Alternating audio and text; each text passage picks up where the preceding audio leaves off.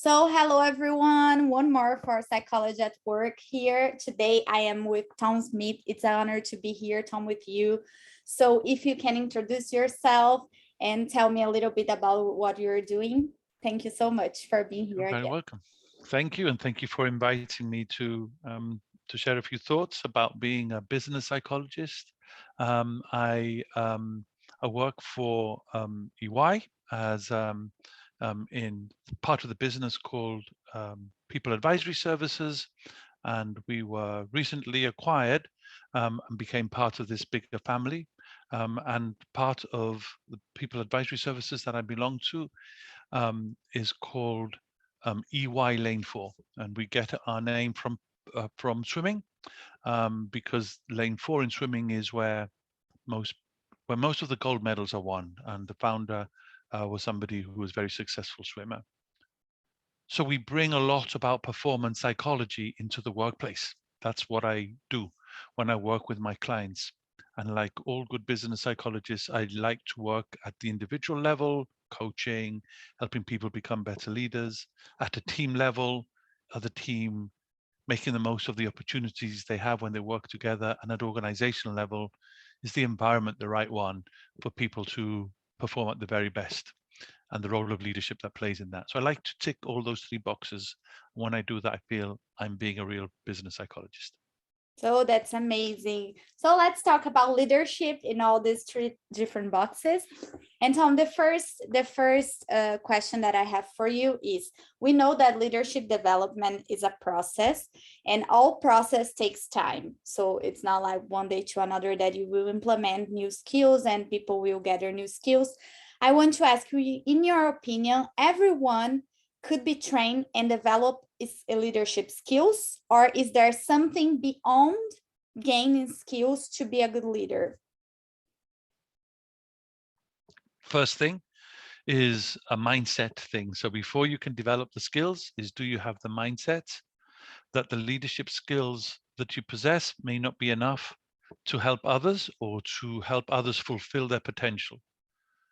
So everybody has a capacity to perform at a certain level, and the role of leaders is to get the best out of individuals in a way that is meaningful to the person. And the leader in that regard needs to have the mindset that through good coaching and good quality feedback, they're able to help the individual fulfill that potential. And the best leaders do it when the individual doesn't even think they have as much as potential as they have. And I've been lucky to have benefited from that in my career. And I think that's why that's one of the responsibilities that we have as psychologists and as leaders, to do that for our people. So yes, it's very developable, but you need to have the mindset first that it is possible to do it by taking the right risks, by learning from mistakes, by trying things out, by opening yourself up to feedback, we talk a lot about by helping individuals unlearn things that worked for them in the past, because what worked for you in a certain situation may not be appropriate. Leaders do that as well. That's so interesting what you said about people having the ability, but did not knowing or even realize it, and also unlearning things on the past. I want to get in this sense, because normally we repeat situations from the past in our present situation. So we have learned that in some place something happened and we could not act this way. And sometimes the world is changing all the time, and sometimes the situation changes and you have to change the way to react or to act through the situation. So how do you manage this learning, this new learning and this new mindset for a leader in a daily routine? Because we know leaders is all busy and they have too much things to do. How do you deal this teaching process, this coaching process, this training process in a daily routine? That's a very good question, and a very hard one as well, because there are lots of factors that go into it. Because when I talk to leaders, I try not to use too much psychology. And the language I use with them is to say, it's not hard to lead when the sun is shining and the weather's nice. It's easy to lead, right? It's much harder when things are going against you. So the test of leadership is to the extent to which people are able to perform under pressure and to be a good leader under pressure. And the first thing I think a leader needs to do is to manage their state first. Are they feeling in control? Do they understand themselves well enough about how they perform when they're under pressure? So you can't help someone if you yourself aren't feeling in control of it. And so a lot of it becomes then about how do you make a leader more resilient? That could be about well-being. It certainly is about how they manage stress. It certainly be how they perceive situations as a threat. Very basic things that sometimes leaders aren't even aware of. So the first bit, I think, the first responsibility we have is to help the leader manage themselves first. Lead yourself first before you can lead others. And we talk about, the metaphor we use is when you get on a plane and you get the safety instructions, what's the first thing that you do? You put the mask on yourself before you help others. And that's the role of the leader. Put the mask on yourself. Make sure you understand yourself well, what your strengths are, what your weaknesses are, how you are under performance. What do people notice when you're under pressure, when you're not under pressure? Now that I have a better understanding of myself, I can play to those strengths. I can develop those areas that I'm not so strong at, and I will be a better leader in helping others. Amazing. Yeah, exactly. And also, Tom, the leader has to have the humble action to ask for help if they could not perform well, because you have skills, you have abilities, but you also have your limitations, and you have to be a good leader to work with it, right? So how you show to a leader that he has to accept his limitations and delegate and ask people for help being a leader. How do you manage that? It's like it's manageable. How, because sometimes leaders don't want to assume that they have the sides. Yeah. Gosh, you really are asking tough questions. Well done. I like this. No, this is great. So I refer a lot, you're seeing a lot of this now. It started off a few years ago, so it's not new psychology, the stuff of Bob Quinn, the paradoxical nature of leadership. Leaders can't be one thing, they need to be both things. So actually, great leaders are both humble, but they also are healthily arrogant, right? You have to be quite confident. And so how does the leader manage the tension of being humble when they don't know, but confident, because that's what people expect from them, confident in making decisions, confident in the reasoning that they're making, and not so confident that they're not listening to feedback, not so confident, maybe arrogant, that they are unwilling to learn new things or admit that they don't have it right. And you, to be a good leader, you need to be able to manage that tension, the paradox that exists between humility and between confidence. And you have to do both. You can't be one or the other. And again, I'll go back to self-awareness and honesty about yourself is critical for that. Are you open to feedback? Are you only surrounding yourself as a leader with people who tell you the things that they believe you want to hear? Because that's unhealthy, etc. Yeah, this is really insightful. And as you said, when the sea is calm, it's easy to navigate, but when the sea has storms, and then is the challenge moment that you have to show your best ways of dealing with situations, right? Thank you so much for these insightful thoughts, Tom. I want to also to talk about organizational development, because when we talk about this individual role, we can also go and expand this to an organizational. When expand this to an organizational, we see you're going to ask me more tough questions now. Yeah, no, it's more easiest ones. Yeah, we have different people connecting and different ways of working, and this makes all the world complex in somehow in an organizational. So what are the biggest challenges of organizational development for you? Because we have to look to the individual, but also we have to look to the team and to the organization as a whole. So how to manage that? What are the most challenges that you have faced in this sense?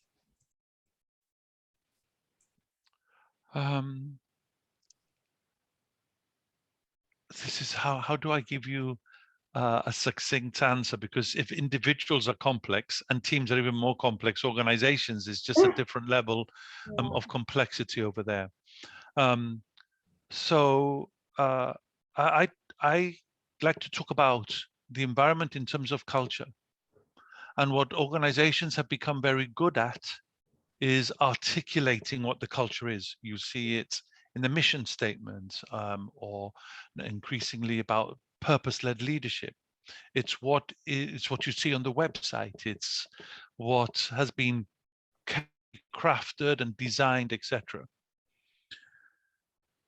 If you go another level down to that, if that's what the culture is articulated as, there's another culture, which is the culture that's experienced. So we say one thing, but actually people experience something else. So for example, a line manager might say, part of our culture is I have an open door policy. I'm available to you all the time because that's the kind of organization we want to be. And then I try and get into your office, or virtually I try to get an appointment, and I'm always never a priority. I may be, if I got a meeting organized, it may be the meeting that gets cancelled next week, right? Then the message I get is you say one thing, but I experience another thing. And organizations represent that. They articulate a vision of what they want to be. People are our most important resource, etc. But actually what people experience is something else. So that's the difference between articulated and experienced culture.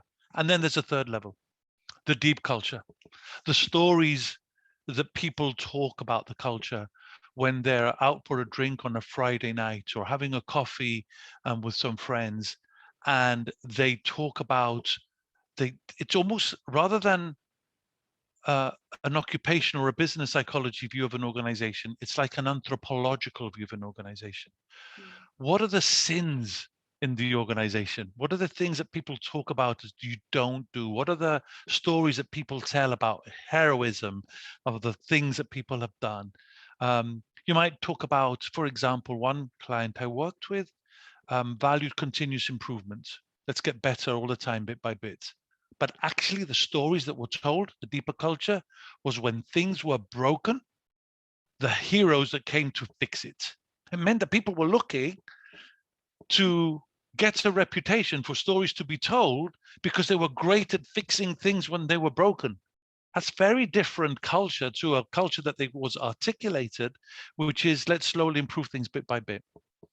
Yeah, exactly. So for me, I look at an organization from a cultural point of view around what's the gap between what's articulated by leaders in a very formal way, and then what's actually experienced and felt deeper in the organization. And when I go in and diagnose and work with an organization, I try and see what that gap is. The closer it is, the healthier the organization. The further apart it is, the more noise there is, the harder the work that you have to do as a psychologist. It's a long answer. I hope it's landed okay. Yeah, amazing. More amazing full insights, because it's really like this, the gap between words and actions. So we have to like to put this more closer together to work on that. And the culture, as you said, and the life of an organization, it does not happen just inside the organization during working lives. Happens in other instances also. So we know how it's difficult to change. Organizational change is a really difficult topic, because we know how difficult it is to change culture. And I can imagine how difficult it is to develop this culture, like you said. So it's really, I can imagine that it's really a tough work to do. How It long? starts with leaders. It starts with leaders. It starts leaders, with leaders. Yeah, they set that example. You said it before. They role model the right behaviors, right? It's part of the work that you are doing. Your own research is about that. So the leader sets the standard around these things. And people talk about the shadow that leaders cast, that's the fact about it. The way I lead creates the performance environment, the people that work in my team and the people that work for them in their team, for example. And so you really have, this is not something that leaders can delegate to others. This is not a delegatable thing.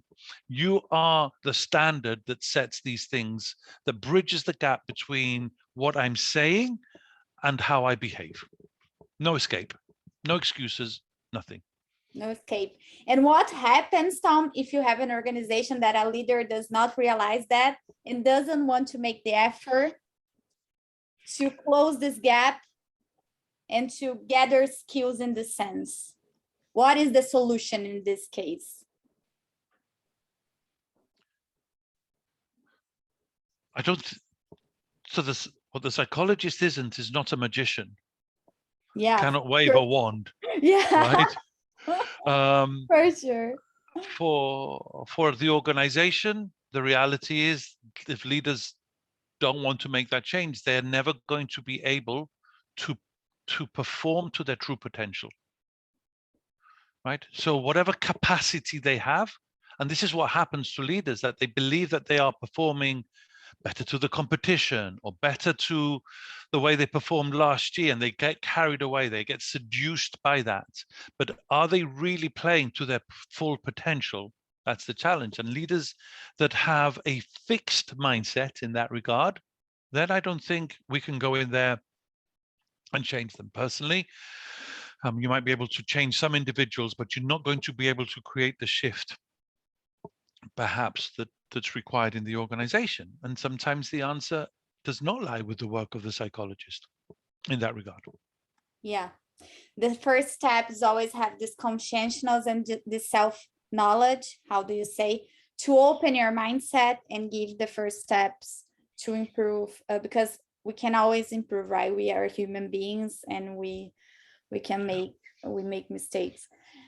Tom, thank you so much. I want to ask you the last question. Like, Sure. It's amazing everything that you said, so insightful. I think people will benefit a lot from hearing it. But if you could give some guidance on people who will focus their career on the development process and helping people and leaders and organizations to develop themselves, what would you be your guidance?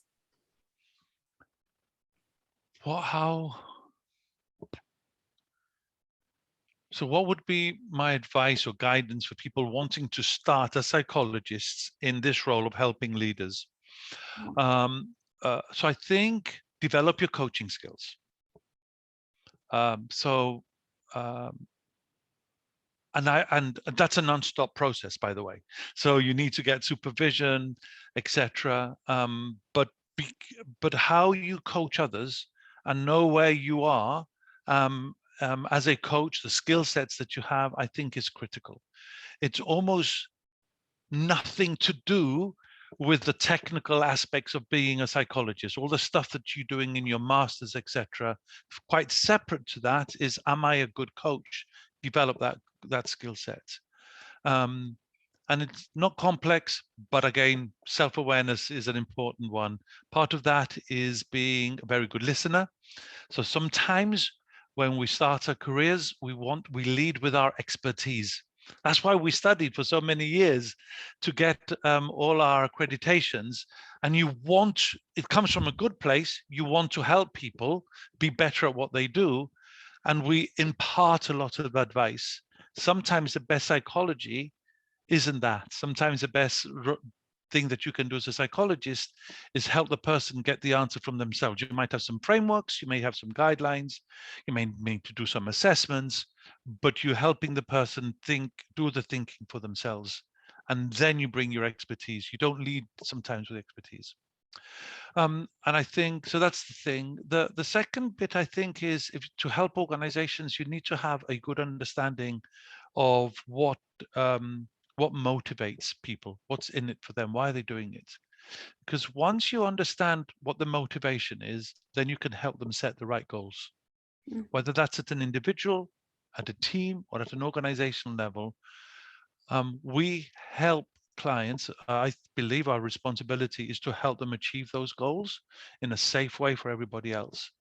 And the way to get people to achieve that is by tapping into what motivates them. Then you can spend time thinking about the processes underneath that will help them achieve that. coaching, goal setting, you'll be fine. And that's really also a path, because people are different and they have different ways of motivating themselves. So I think it's a journey that you're always also, as a business psychologist, learning and developing yourself, right? Yeah. Very good. Absolutely. Tom, Absolutely. thank you so much for your time and for your thoughts and for your knowledge. And it was amazing. It was a class for me. I learned a lot. I reflect a lot. And I think this is the important thing of what we are doing on YouTube, and what we want people to sit and think, because sometimes we are in a rush daily routines and we don't have time to think, and we always have to think. So thank you so much for your time, really. You're very welcome. Thank you for inviting me.